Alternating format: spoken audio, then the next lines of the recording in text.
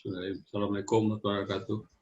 Hormati Bapak Ibu serta pelatihan, perencanaan dan penganggaran berbasis pendidikan kreatif aparatur di Provinsi Sumatera Barat. Pertama sekali kami ucapkan terima kasih atas kesempatannya untuk dapat memberikan pembelajaran kreatif ini dalam rangka saya sendiri nama Mehafri, adalah Widya Suara Ahli Madya di Sumatera Barat. Sekarang peserta Diklat Kewirausahaan dengan tingkat tinggi dilaksanakan oleh Pusat Pembinaan Jasa Fungsional Bangkom ASN, Lembaga Asasi Negara RI, sama dengan UPT Pelatihan Kesehatan Masyarakat Mulyajati di Dinas Kesehatan Provinsi Jawa Timur pada tahun 2021 ini. Itu saya akan menjelaskan kepada kita semua tentang pelatihan perencanaan penganggaran ini berbasis pendidikan kreatif. Itu izinkan saya membuka screen.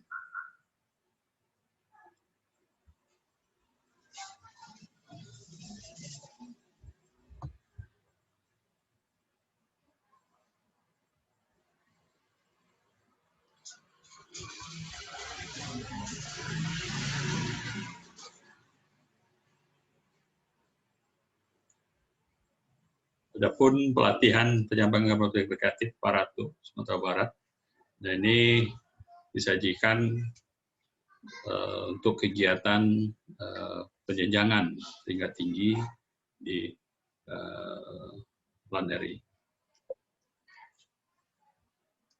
Nah, Bapak Ibu serta pelatihan, pertama kita kuis dulu, jelaskan apa makna gambar di bawah ini. 40 menit. Nah, siapa yang bisa berkontribusi nantinya? Ya, kita lanjut. Nah, belajar serta dapat mengaktualisasikan kemampuan berpikir kreatif dalam menyusun dokumen perencanaan penganggaran perangkat daerah. Nah, ini nantinya yang akan kita tuju dalam hasil pembelajaran ini. Materi pokok, pertama konsep dan teori berpikir kreatif, konsep teori perencanaan dan penganggaran. Yang ketiga, kita adakan latihan studi kasus, yaitu mengaplikasikan metode pecah masalah yang konsep berpikir kreatif, yang sudah diintegrasikan dalam penyusunan perencanaan Renstra di perangkat daerah ini. Nah, sistematika pelatihan, pertama ada pendahuluan, juga ada pembelajaran berpikir kreatif, ada perencanaan penganggaran, ada pengertian konsep perencanaan, dan juga ada tahap penyusunan Renstra. Dan juga diskusi kelompok nanti akan dilaksanakan dengan metode pecahan masalah, kemudian konsep berpikir kreatif, integrasi, dan terakhir adalah penutup. Nah, creative thinking, jadi manusia itu memang potensi dari manusia itu sudah ada, kita berpikir kreatif. Dan juga mampu memandang permasalahan sudut berbeda. Nah, ini diharapkan dalam berpikir kreatif tadi. Menyediakan alternatif, pemecahan masalah, menjawab tantangan global. Ini juga solusi mengambil keputusan. Nah, inilah fungsi dan makna nantinya kita bisa berpikir kreatif. Adapun latar belakang, pertama isu global. Nah, ini dalam konferensi nasional tentang bakat dan kreativitas di Arab Saudi tahun 2020 ini memang sudah giat-giatnya orang melakukan tentang bagaimana konferensi ini untuk persiapan dalam kreativitas. Kedua adalah indeks inovasi global kita. Indonesia itu perangkat 85 dari 129 negara. Nah, ini memang tingkat inovasi kita sangat rendah sekali di Indonesia ini dibandingkan dari beberapa negara di seluruh dunia ini. Ketiga ada peraturan. Nah, ini juga Undang-Undang 25 tahun 2004 tentang sistem perencanaan pembangunan nasional, yang kita kenal juga. Undang nomor 5 2014 tentang aparatur sipil negara. Undang nomor 3 2015 tentang pemerintahan daerah. Nah, ini PP 38 tentang inovasi daerah, ini juga penting dilakukan. Nah, kelima adalah Permendagri. Permendagri nomor 86 2017 tentang tata cara perencanaan, pengendalian evaluasi pembangunan daerah. Ini juga penting. Perda Provinsi Sumatera Barat tahun 2016, susunan perangkat daerah. Nah, coba sebelum kita mulai materi, ini kita otak dulu. Coba sebutkan gambar nomor 1 ini. Kotak yang mana yang Bapak Ibu pilih. Dan juga kita lanjut gambar 2. Ada 5 kotak tersedia. Coba dilihat kotak mana yang bisa kita cermati, dipilih. Ya, silakan. Nanti kita lihat hasilnya ya. Lanjut, tentang pengertian perencanaan. Nah, ini memang dalam penganggaran itu kita harus paham dulu tentang perencanaan itu apa. Nah, ini Konya dan Fields memperkenalkan planning as a continuous process which explores decision or choices about alternative ways of using available resources with the aim existing particular goal or something in the future. Jadi perencanaan itu adalah suatu proses ya, ada pilihan-pilihan kita ya, untuk melihat alternatif sumber daya yang kita miliki dan mencapai tujuan yang untuk beberapa jangka waktu masa depan. Nah ini yang dikatakan oleh sebenarnya perlu dijelaskan itu. Dan si Pak Safrizal juga perencanaan pada dasarnya merupakan cara, teknik atau metode untuk mencapai tujuan yang diinginkan secara tepat, terarah dan efisien dan sumber daya yang tersedia. Nah inilah perencanaan. Tahap perencanaan berkelasan, 4, identifikasi masalah, rumusan tujuan, identifikasi kendala, dan proyeksi masa depan, evaluasi nilai alternatif, dan kebijakan rencana definitif. Nah ini dalam tahapan perencanaan. Tujuan pembangunan, pemerataan pendapatan masyarakat, kesempatan kerja, pengembangan usaha, juga kan akses kualitas pelayanan publik, daya saing daerah. Nah, dalam saing daerah ini kita butuhkan nanti berpikir kreatif untuk menyusun program kegiatan kita nanti seperti apa. Baik, aspek perencanaan pembangunan daerah ini juga ada geografis, ekonomi, sosial, budaya, pemerintahan, politik, fisik, dan lingkungan. Ini juga tercantum. Nah, dalam Permendagri 86/2017 tadi, bagaimana ada tahapan penyusunan PJMD? Ini ada tujuan PJMD, ada penyusunan rancangan teknokratik diawali dulu ya, setelah itu analisis gambaran umum, kondisi daerah seperti apa, kita perlu data informasi, evaluasi, visi misi. Ini sudah dikelompokkan bagaimana cara-cara penyusunannya.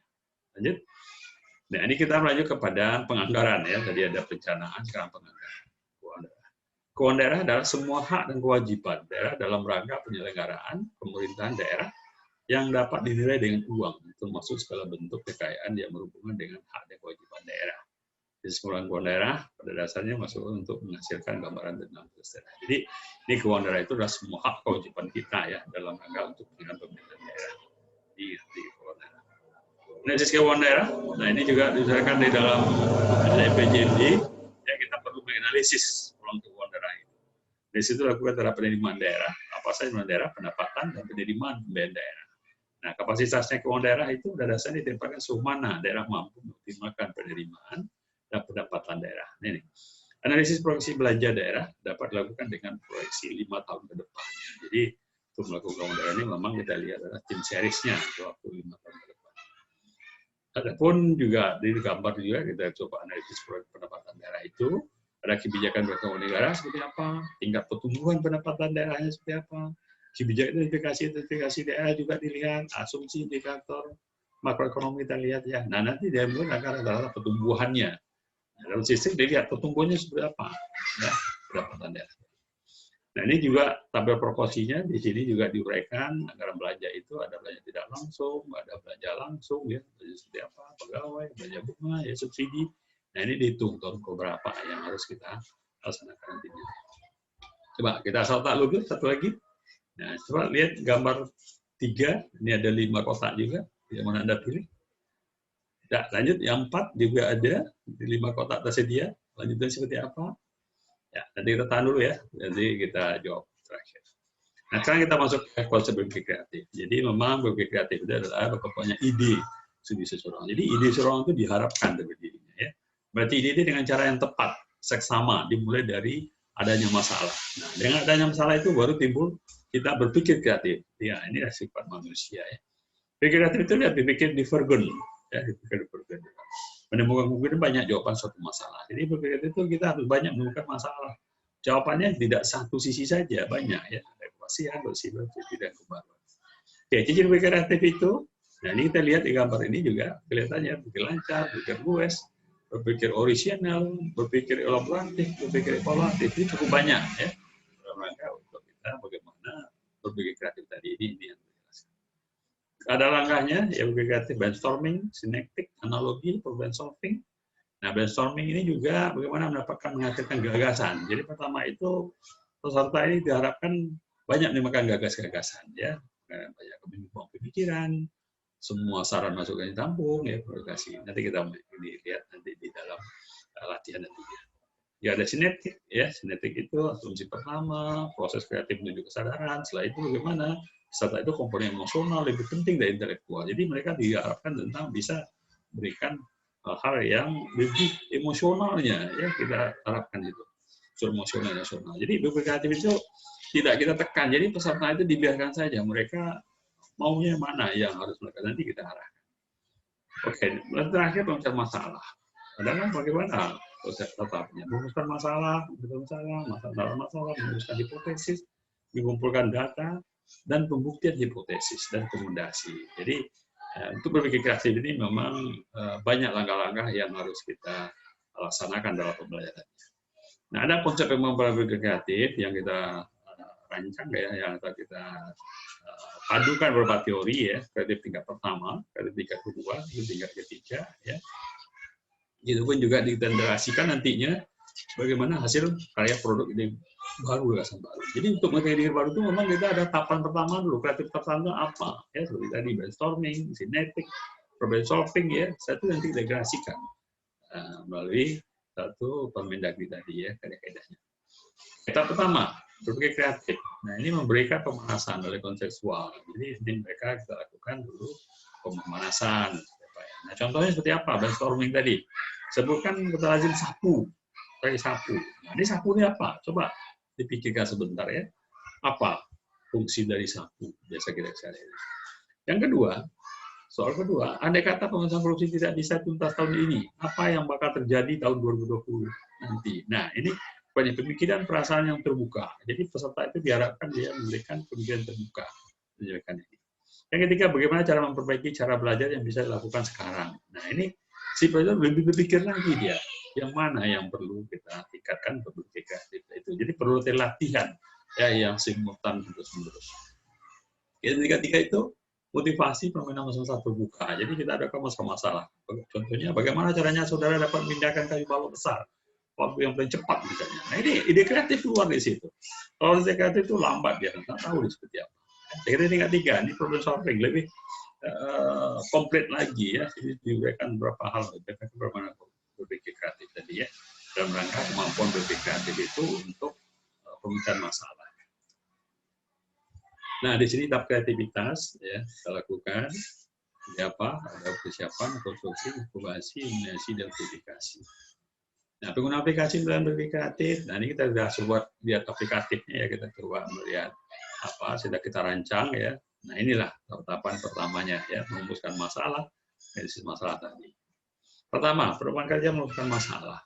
Kenali masalah secara umum, ujikan masalah, mengajukan banyak pertanyaan, membuat jawaban lebih dari satu jawaban. Silakan diskusikan dengan dua. Nah, ini perubahan kerjanya. Dengan analisis masalah juga, jawab masalah secara kritis dan sudut pandang berbeda. Berikan aneka ragam yang tak lazim. Analisis masalah ini mungkin pandangannya berbeda. Ini yang kita lakukan. Tahap ketiga, merumuskan hipotesis. Nah, cari apa penyebab masalah tadi. Jadi dalam hipotesis itu kita lihat faktor-faktor sosial, ekonominya seperti apa ya yang kita lakukan. Berbagai kategori, lakukan kegiatan dengan merumuskan berbagai kemungkinan pemecahan masalah. Nah, ini merumuskan hipotesis. Hipotesis itu banyak caranya, melalui teori-teori, melakukan analisis SWOT misalnya ya, melihat strength, weakness, organizing, dan opportunity. Jadi kita lihat ya strategi seperti apa. Mengumpulkan data informasi. Nah, di sini memang kita lihat ya butuhkan mengumpulkan data informasi, jadi data informasi yang lengkap. Yang rangkanya nanti diolah ya, nanti dikumpulkan datanya. Oke, pengujian hipotesis. Ini lakukan penelitian pengujian hipotesis masalah. Pikirkanlah masalah, dan pikirkan orang lain. Pilihlah simetris ya, lakukan pengambilan keputusan. Nah, ini gambarnya. Kita melakukan eksperimen ya.